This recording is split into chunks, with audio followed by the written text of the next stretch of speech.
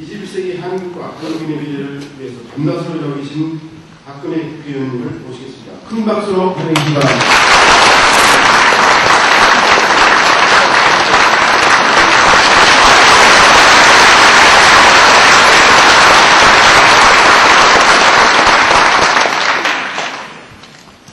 존경하는 한국포럼의 회원 여러분, 안녕하십니까? 이렇게 소중한 자리에서 여러분을 뵙게 돼서 참 영광으로 생각합니다. 오늘 한국인 포럼을 출범하는 첫 모임인데 저를 또 이렇게 초청해 주셔서 정말 감사합니다. 여러분께서는 우리 대한민국의 최고의 전문가들이시기 때문에 앞으로 우리나라가 어떻게 어디로 나가야 될지 그 올바른 방향을 제시해 주시는데 큰 역할을 해주실 것으로 기대합니다. 우리 여러분의 이런 소중하고 아름다운 뜻이 좋은 결실을 맺어서 우리나라가 다시 한번 힘차게 도약할 수 있는 계기가 되기를 진심으로 바라고, 또 여러분들의 그런 뜻에 저도 모든 힘을 다해서 노력을 하겠다는 약속을 드리겠습니다. 김다운 교수님을 비롯해서 포럼의 공동대표의 중책을 맡아주신 여러분께 축하의 말씀을 드립니다. 오늘 또 좋은 주제를 발표해 주신 김진현 이사장님과 차동세 교수님, 또 이효수 교수님께도 깊은 감사의 말씀을 드립니다. 저는 오늘 여러분과 함께 대한민국의 선진화를 과연 어떻게 이룰 수 있는지 이 점에 대해서 고민하기 위해서 이 자리에 왔습니다. 여러분께서도 잘 아시다시피 그동안 우리나라는 산업화와 민주화라는 이 두 가지 목표를 모두 성공적으로 이루어냈습니다. 세계 역사상 유례가 없는 일입니다. 이제 우리의 다음 목표는 당당하게 선진국 반열에 올라서는 선진 한국을 건설하는 것입니다.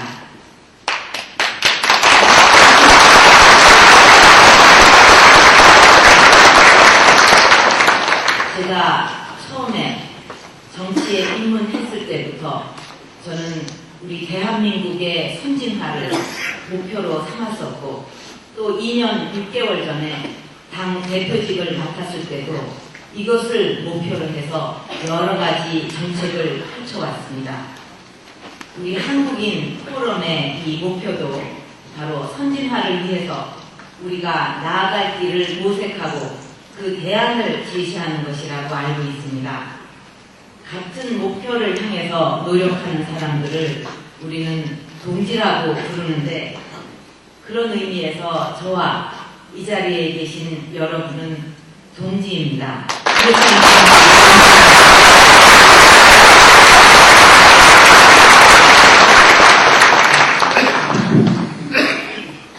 물론 이렇게 우리가 선진 한국 건설을 목표로 삼고 있지만, 과연 이 목표를 어떻게 달성을 할 것이냐, 또 이것을 구체적으로 어떻게 해내야 하는가 하는 것은 정말 중요한 과제입니다. 그래서 이 점에 대해서 오늘 제가 생각하는 바를 말씀드리고자 합니다. 잘 아시다시피 선진국은 시간이 가면 저절로 되는 것도 아니고 무조건 노력을 한다고 해서 되는 것도 아닙니다. 일본과 독일, 그리고 일부 도시국가를 빼놓고는 지난 20세기 중진국에서 선진국으로 진입한 나라가 없습니다. 그것은 무엇을 말하는 것이겠습니까? 그만큼 선진국 진입이라는 것은 어렵다는 뜻입니다. 그런데 거기에 더해서 지금 우리에게는 남아있는 시간이 거의 없습니다. 2018년이 되면 우리나라는 본격적인 고령 사회가 됩니다. 그렇게 되면 그때는 우리가 선진국이 되고 싶어서 뛸래도 뛸 수가 없는 형편이 됩니다. 그렇다면 지금부터 우리에게 남아있는 시간은 10년 정도라고 할 수 있습니다. 이 시간 안에 우리 국가 역량을 다 모아서 열심히 뛰어야 합니다. 그리고 여기에 더해서 이것을 바르게 이끌어갈 정치 리더십도 필요하다고 생각합니다. 저는 우리나라가 선진국으로 가기 위해서는 4가지 과제를 반드시 실천해야 된다고 보고 있습니다. 첫 번째는 자유민주주의 법질서와 우리의 국가 기강을 바로 세우는 일입니다. 무엇보다도 지금 무너져 내린 공권력을 바로 세우는 일이 시급합니다. 여러분도 언론에서 보셨겠지만 우리가 법과 질서를 지키지 않아서 매년 1%포인트씩 경제 성장률을 깎아먹고 있다고 합니다. 지금처럼 법 위에 떼법이 군림을 하고 있고 또 우리 국가 경쟁력과 직결이 되고 있는 산업 현장이라든가 교육 현장에서 불법 행동, 불법 시위가 난무하고 있고 그런 불법 시위를 법대로 제대로 대응을 한 경찰 총수가 옷을 벗어야 하는 것이 우리나라 실정입니다. 또 폭력 시위대의 죽봉 앞에서 오히려 공권력이 떨고 있습니다. 이런 상황이 계속 진행하는 법치가 바로 설 수도 없을 뿐 아니라 우리가 선진국으로 진입하기도 불가능하다고 생각합니다. 저는 그 어떤 집단의 이익도 공공의 이익을 앞설 수는 없다고 생각합니다. 집단 이기주의 그리고 불법 시위를 방치할 수 없고 이제는 이것을 더 이상 도덕적인 호소만으로 해결할 수 없는 그런 지경에 이르렀습니다. 정부는 이 불법 시위대의 눈치를 보는 이런 치안 파퓰리즘부터 당장 버려야 합니다. 그래서 불법 폭력 시위대에 대해서는 책임을 물을 수 있는 그런 적극적인 민형사상의 대응 장치를 도입해야 되고 이런 공익을 해치는 시민단체나 또 사회단체에 대해서는 국고보조금이라든가 세제 지원 같은 이런 각종 지원을 폐지해야 됩니다. 지금 이 시간에도 현대자동차 노조가 상경을 해서 대규모 시위를 하고 있습니다. 단언컨대 이런 강성 노조는 이 땅에 발을 붙이지 못하게 해야 합니다.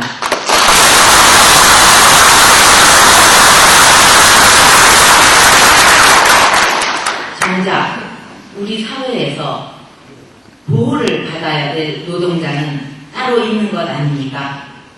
대기업 노조의 파업으로 인해서 일감이 없어지니까 월급조차 제대로 받지 못하는 하청업체의 근로자들 그리고 같은 일을 하고도 보통 임금의 절반밖에 받지 못하는 비정규직 하경 근로자들 이런 분들은 지금 대기업의 강성 노조 때문에 오히려 더 큰 어려움을 겪고 있습니다. 환율보다 더 무서운 것이 강성 노조이고 또 외국인들이 우리나라에 투자를 기피하는 가장 큰 이유로 강성 노조를 들고 있습니다. 정부는 이제 국민 경제를 담보로 해서 불법과 폭력 시위를 일삼는 행위에 대해서는 법과 원칙을 가지고 단호하게 대처해야 합니다.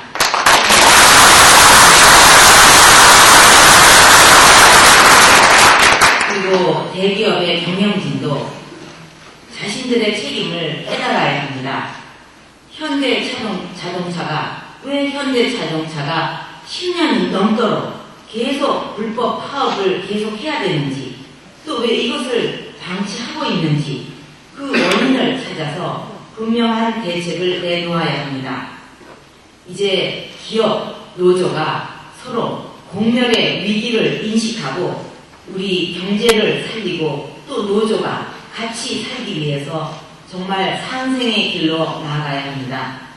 저는 추상 같은 원칙으로 법과 국가 기강을 반드시 바로 세울 것입니다.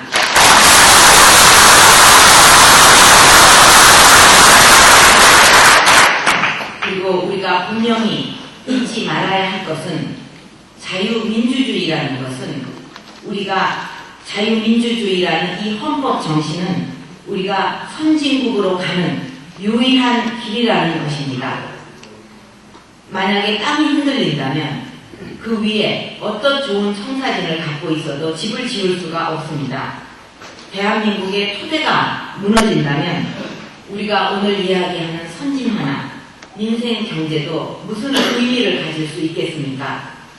자유민주주의는 우리 대한민국이 존속하는 한 마지막까지 우리가 지켜야 할 가장 소중한 가치인 것입니다.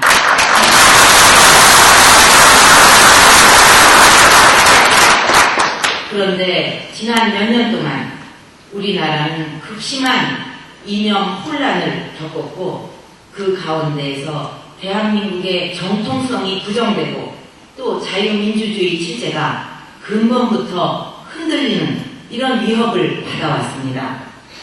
미국 때문에 6.25 때 통일이 되지 않았다 이렇게 말하는 사람을 정권이 나서서 보호를 하고 현직 교사가 학생들을 데리고 빨치산 추모제를 열었습니다. 또 서해 교전에서 희생당한 장병의 가족들은 이 사회의 냉대가 못내 서럽고 섭섭해서 외국으로 이민을 가고 국가를 위해서 희생한 분들은 한 구석에서 숨죽이면서 흐느끼고 있습니다. 저는 민주사회에서 보수와 진보의 바람직한 정책 대결은 그것은 자연스러운 현상이라고 생각합니다. 그렇지만 그것도 대한민국이라는 이런 울타리 내에서만 가능합니다. 국가 존립 자체를 위태롭게 하고 헌법 질서를 뒤엎는 그런 행위는 체제를 수호한다는 차원에서 단호하게 대응해야 합니다.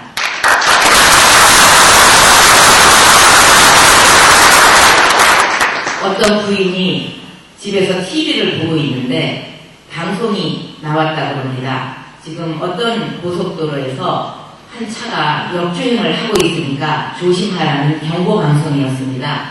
근데 그 고속도로를 자신의 남편이 지금 운전을 하고 있는 것으로 알고 있었기 때문에 남편한테 전화를 해서 지금 역주행 차량이 그 고속도로를 달리고 있으니까 조심하라고 이렇게 남편한테 얘기했다고 합니다. 그러니까 남편이 나는 나만 빼고는 모두가 지금 역주행하고 있어 그렇게 말을 한다고 합니다.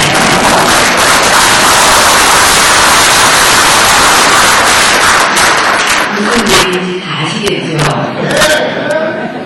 지금 우리 사회 지도자가 이렇게 하고 있지 않습니까?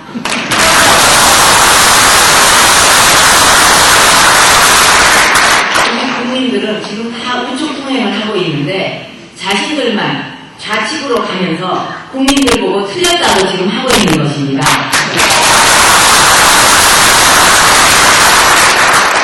저는 자신들은 좌측 통행을 하면서 국민들에게 거꾸로 가고 있다고 손가락질하는 이 혼돈의 시대를 반드시 끝내겠습니다.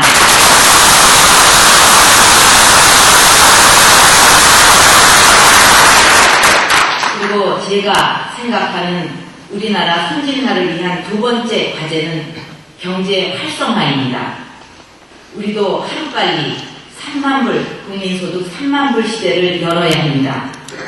환율 착시로 인해서 금년도에 국민소득이 2만불을 넘을 것이라고 하지만 국민들의 실질 소득은 그렇게 늘지 않고 있습니다. 우리가 선진 경제로 진입하기 위해서는 시장의 자유를 확대해서 활력을 시장을 활성화시켜야 됩니다. 이것은 역사가 주는 교훈인데 오늘날 모든 선진국들은 자유를 확대하면서 경제 발전을 이룩했습니다. 우리도 이 정부의 몸집 그리고 권한은 최대한 줄이면서 민간이 자유롭게 투자할 수 있도록 만들어주는 말하자면 작은 정부 큰 시장으로 가야 합니다. 이를 위해서 먼저 정부와 공공 부문부터 일대 개혁을 추진해야 된다고 생각합니다. 정부부터 다이어트하고 예산 낭비를 줄여야 됩니다. 비만은 만병의 근원이라고 했습니다. 기만한 정부 때문에 지금 우리나라가 중병을 앓고 있습니다.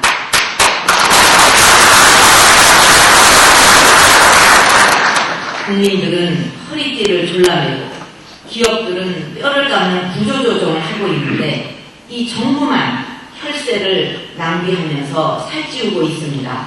그런 정부가 한국 정부 말고 세상에 어디에 또 있겠습니까? 저는 다음 정부는 이 정부가 중간에 중단시켜버린 민영화 정책 그리고 공공부문의 통폐합에 나서야 한다고 생각합니다.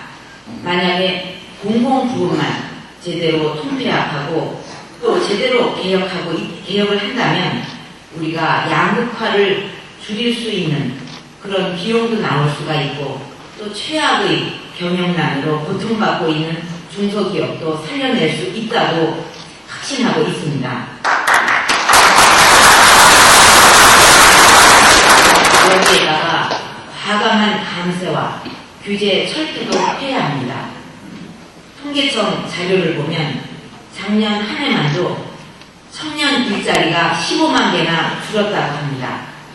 일자리 만들고 경제가 성장하기 위해서는 무엇보다도 투자가 살아야 합니다.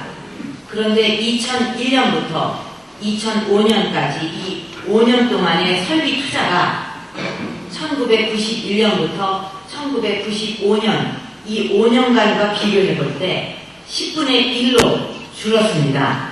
이러니 어떻게 일자리가 만들어지고 우리 경제가 성장할 수 있겠습니까? 총출제로 인해서 11만 개의 일자리가 사라졌다는 자료도 보았습니다. 그런데 이 정부는 출자 총액 규제 이 하나를 가지고 몇 년째 우왕좌왕하고 있습니다. 이렇게 해서 어떻게 투자를 살리고 일자리를 만들고 세계와 경쟁을 하겠다는 것인지 정말 답답한 생각이 듭니다. 이렇게 국내 기업의 투자를 가로막는 역차별 이거는 확 없애야 됩니다. 그리고 이 규제 개혁이라는 것은 말로만 떠들 것이 아니라 이런 것이 바로 규제 개혁의 핵심 과제가 되어야만 합니다.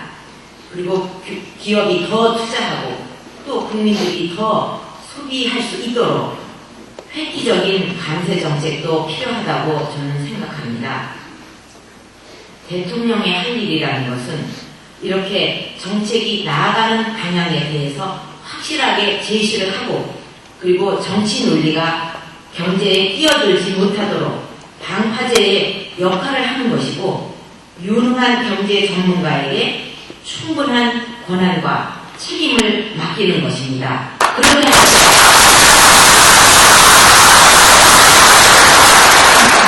그렇게 할 때 우리 경제가 살아날 수 있습니다. 또 우리 경제를 선진화시키기 위해서 중요한 것은 미래 성장 동력을 만드는 것입니다. 저는 앞으로 우리 경제의 미래 성장 동력은 사람과 기술이라고 생각합니다. 사람과 우리 기술 전문가께서 박수를 치신 것 같습니다.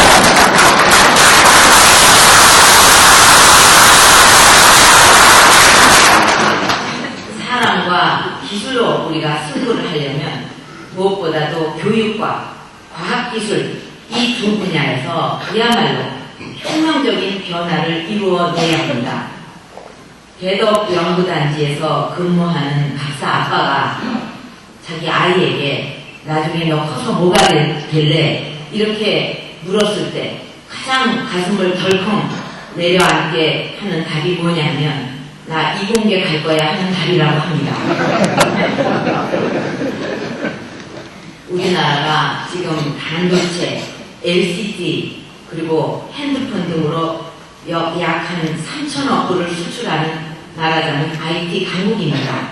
그런데도 외국에서 이공계 박사학위를 받은 사람들이 그런 고급 인력들이 10에서 7, 8은 한국에 오기를 굉장히 꺼리고 있다고 합니다. 말하자면 한국에서 일은 하고 싶지만 그런 일을 할 수 있는 여건이 되어 있지 않다는 이야기입니다. 중국의 경우에는 국적이나 피부색 이런 거를 가리지 않고 세계 최고의 과학기술 인재들을 유치한다고 하는데 우리는 이렇게 해갖고야 어떻게 경쟁력이 생길 수 있겠습니까? 그래서 국내의 이공계 대학 또 과학기술연구소 등을 세계적인 수준으로 이렇게 격상시키는 대대적인 투자가 필요하다고 저는 생각합니다. 그리고 우리 과학기술인들의 그 어떤 사회적인 공헌 그리고 실력에 걸맞는 그런 보상을 받을 수 있는 환경부터 만들어야 합니다. 저는 전자공학을 전공했습니다. 그런 공학도로서 저는 이 분야에 정말 특별한 관심을 가지고 챙길 것입니다.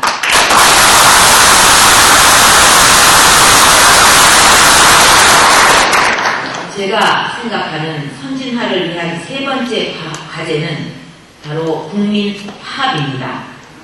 분열과 갈등 속에서 번영한 나라는 이제까지 없었습니다. 우리가 다시 일어서서 선진 한국을 향해 힘차게 나아가기 위해서는 무엇보다도 국민의 힘을 하나로 모아야 합니다. 그래서 잠자고 있는 국민의 가능성과 잠재력을 폭발시켜야 됩니다. 그것이 바로 국가 지도자의 몫이자 책임이라고 생각합니다.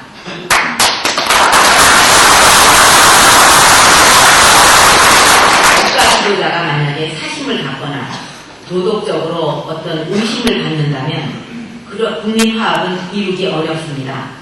먼저 국가 지도자부터 사심을 버려야 되고 국민을 내 편으로 갈라서는 안 됩니다. 극심한 이념 갈등을 어떻게 해소하느냐, 이것도 화합을 위해서 중요한 과제입니다. 저는 대통령부터 자유민주주의와 시장경제라는 이 헌법적 가치에 충실하다면 이 문제도 자연스럽게 해결될 것이라고 생각합니다.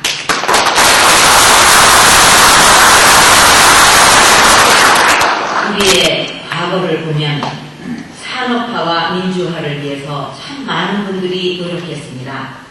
서로 방법과 길은 달랐지만 모두가 자신의 위치에서 나라를 위해서 애쓴 분들입니다. 그런 만큼 이제 서로 존중하고 서로 배우면서 힘을 합해서 더 큰 국가 발전을 위해서 노력해야 될 때라고 생각합니다. 우리가 과거 때문에 미래를 잃어버려서는 안 됩니다. 따지고 보면 개인사긴 하지만 저도 역사의 피해자 중에 한 사람입니다. 아버지, 어머니가 모두 흉탄에 돌아가셨고 또 개인적으로 저는 절방의 끝까지 가고 왔습니다. 하지만 저는 더 이상 이런 것에 대해서 피해의식을 갖고 있지 않습니다. 그런 게 있다면 오히려 그것을 뛰어넘어서 더 좋은 쪽으로 승화시키고 싶습니다.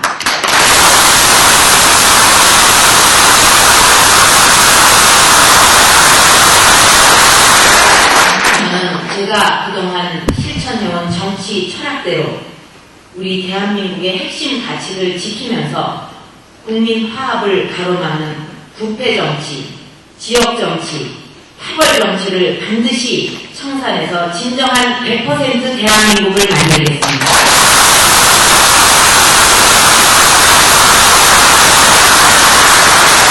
저는 저를 지지하는 세력만을 위한 반쪽 정치가 아니라 국민 모두를 위한 관용과 화합의 정치로 나라의 힘을 모아가겠습니다. 선진국 진입을 위한 마지막 과제로 제가 강조하고 싶은 부분은 올바른 국가 리더십을 세워야 한다는 것입니다. 아시다시피 지금 선진국으로 분류되는 모든 대부분의 나라들이 국민소득 1만 불 시대 때 엄청난 폭력을 겪었습니다. 대체로 국민소득 1만 불이 되면 분배와 내목 찾기에 모두 그런 욕구들이 강하게 분출된다고 합니다. 그렇기 때문에 여기서 중요한 것은 국가 지도자의 리더십입니다. 올바른 국가관과 시대정신을 갖추고서 국익을 위한 소신과 원칙을 발휘했던 나라는 선진국의 문턱을 넘을 수 있었습니다. 하지만 국가 지도자가 이런 시대적 과제를 인식하지 못한 채 어떤 편향된 의식에 빠져버리거나 인기 영합적인 정책을 남발했던 나라는 어김없이 추락했습니다.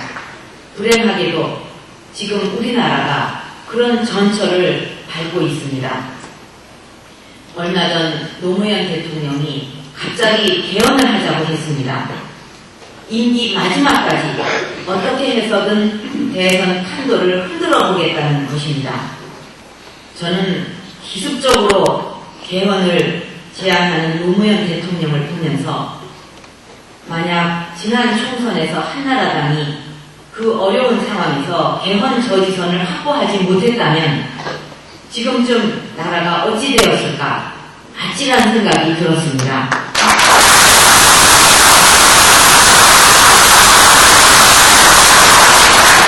지금 국민들이 원하는 것은 정치 도박에 올인하는 대통령이 아닙니다.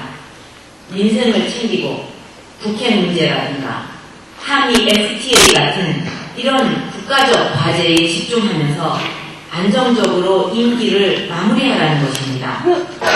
개헌은 올 12월 대선에서 각 당의 후보들이 그 내용과 방향을 공약으로 내걸고 국민의 평가를 받는 것이 가장 현실적이고 좋은 방법이 될 것입니다.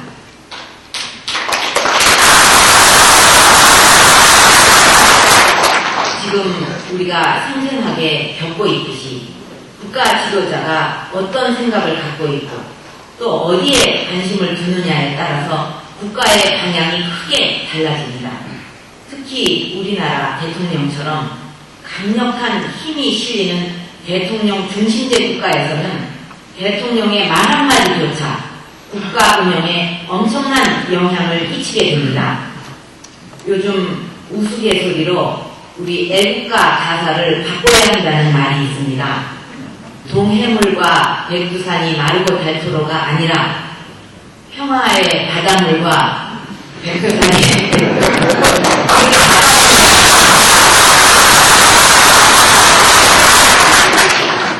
대통령의 가벼운 말 한마디에 얼마나 우리나라의 국익이 손상되었습니까? 우리는 올해 정말 제대로 된 대통령을 선택해야 됩니다.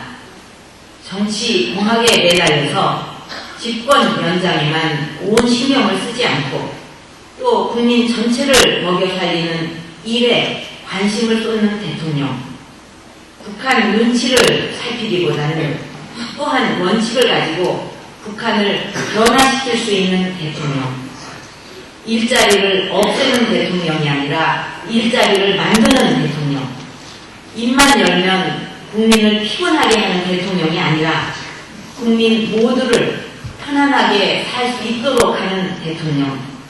저는 이런 대통령이 정말 좋은 대통령이라고 생각합니다.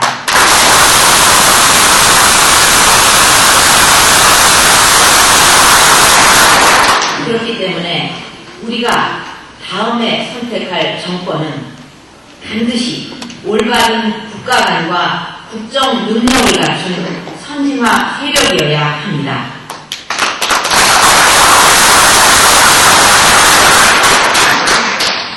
존경하는 한국인 포럼 회원 여러분, 우리 모두의 꿈은 선진 한국을 건설하는 일입니다. 이것은 대한민국이 가야 할 너무나 당연한 길이고 또 이 시대를 사는 우리 모두의 어깨에 놓여진 무거운 역사적 책무입니다. 그러나 이대로 가다가는 이러한 우리의 꿈이 물거품이 되고 맙니다. 대처 총리가 취임했던 1979년 영국은 유럽에서도 가망이 없는 중병 환자였습니다. 그러나 대처 총리의 과감한 개혁 정책으로 이제 영국은 유럽에서 가장 경쟁력이 있는 나라로 거듭 태어났습니다. 우리도 그렇게 할 수 있고 또 그렇게 해내야만 합니다.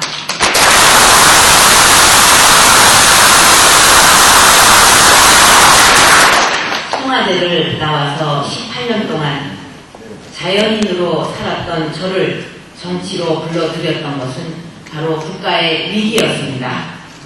10년 전 IMF 위기로 나라가 무너져 내리는 것을 보면서 저는 제 한 몸을 던져서 나라를 살리는데 조금이라도 보탬이 될 수 있다면 그것이 바로 제가 사는 보람이라는 각오로 정치에 뛰어들었습니다. 그리고 지금 우리나라는 또 다른 위기에 직면해 있습니다. 10년 전에 IMF는 단순히 경제 위기였지만 지금은 헌법의 위기, 민생의 위기, 안보의 위기, 사회 갈등의 위기가 복합된 총체적 국가 위기 상황입니다. 이 위기를 극복하기 위해서 제가 할 수 있는 일이 있다면 다시 한번 제 몸을 던져야 한다는 것이 저의 각오입니다.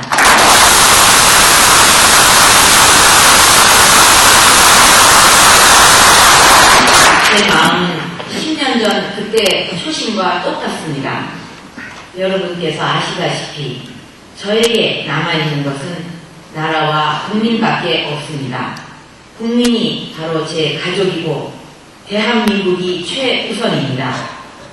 오직 나라와 국민을 위해서 제 한 몸을 바치겠다는 이 한 마음만 가지고 결연한 용기를 가지고 앞으로 나아가겠습니다.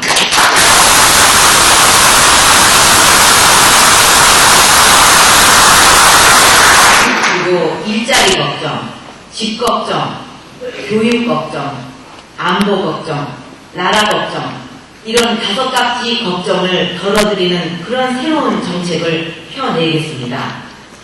열심히 공부하고 일을 한다면 오늘보다 나은 내일을 보장받을 수 있다는 그런 믿음과 희망을 살려내겠습니다. 저는 오늘 이 자리에 함께하고 계신 여러분을 뵈면서 커다란 용기를 얻고 또 밝은 대한민국의 미래를 봅니다. 여러분께 정부를 맡겨도 전혀 손색이 없을 정도로 한 분 한 분이 출중한 능력과 경륜을 갖춘 분들이고 또 뜨거운 애국심을 간직하고 계신 분들입니다. 함께 나라 사랑의 소중한 뜻을 도와갑시다. 함께 힘을 모아서 이 절망의 시대를 희망의 시대로 돌려놓읍시다. 강한 자가 살아남는 것이 아니라 살아남는 자가 강한 것이라는 말이 있습니다. 강한 자가 국민의 지지를 받는 것이 아니라 국민의 지지를 받는 사람이 강한 자인 것입니다.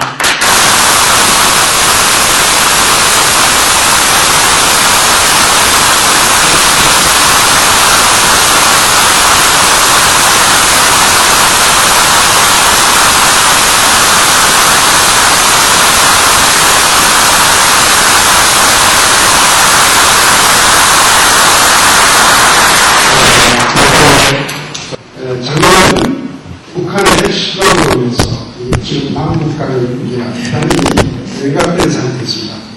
만약 박 전 대표께서 차기 대통령에 당선되신다면 지금의 대북 통일 정책에 어떤 변화를 주실 생각인지 말씀해 주십시오. 대북 문제에 대해서는 저는 대표 시절이나 지금이나 한결같은 원칙을 갖고 있습니다. 그리고 지금 우리나라의 모든 분야를 우리가 고쳐야 되지만, 잘못된 부분을 고쳐야 되지만 이 대북 정책 역시 방향을 바꿔야 된다고 생각합니다. 지금 이 정권이 추진해온 포용 정책은 분명히 실패를 했습니다. 포용 정책의 기본 취지라는 것은 북한의 변화를 유도해서 한반도에 평화를 정착시키는 것입니다. 그런데 더 안전하게 한반도를 가꾸기는커녕 이 포용 정책으로 나라가 더 위기에 빠졌고 북한은 핵실험까지 하면서 갈 때까지 갔습니다. 그것은 포용 정책 자체가 문제가 아니라 원칙 없는 무원칙한 그런 포용 정책이 문제였다고 생각을 합니다. 그래서 오히려 국제 공조도 깨지고, 그래서 우리나라의 운명을 결정하는 그런 중원이한 일을 하는 회의에서도 오히려 우리가 국제사회로부터 왕따를 당하고 있는 신세까지 됐습니다. 포용 정책이라는 것도 분명한 원칙이 있고 또 넘어서는 안 되는 한계가 있는데 북한이 핵개발까지 하고 미사일 쏘는데도 북한이 핵개발하는 거 일리가 있다. 이러고 무조건 감싸고 무조건 지원하고 그러니까 이 지경까지 오지가 않았습니까? 그래서 저는 이 북핵 문제 또 대북 문제는 어떤 원칙과 기준을 갖고 있어야 된다. 튼튼한 안보를 바탕으로 해서 반드시 1대1은 아니지만 서로 어떤 호혜적인 이런 그 입장에서 상호주의를 견지해야 된다고 생각을 합니다. 그리고 제가 갖고 있는 그 대북 정책이랄까 뭐 통일 정책이랄까 이거의 큰 방향은 한반도의 평화를 정착시키고 남북이 공동 발전하는 것입니다. 그렇게 되기 위해서는 무엇보다도 이 핵 문제를 확실하게 해결하고 매듭을 짓고서 북한을 개혁과 개방의 길로 유도를 하고 또 우리가 갖고 있는 경제력으로 북한을 그 지원하는 노력을 해야 된다 이렇게 생각합니다.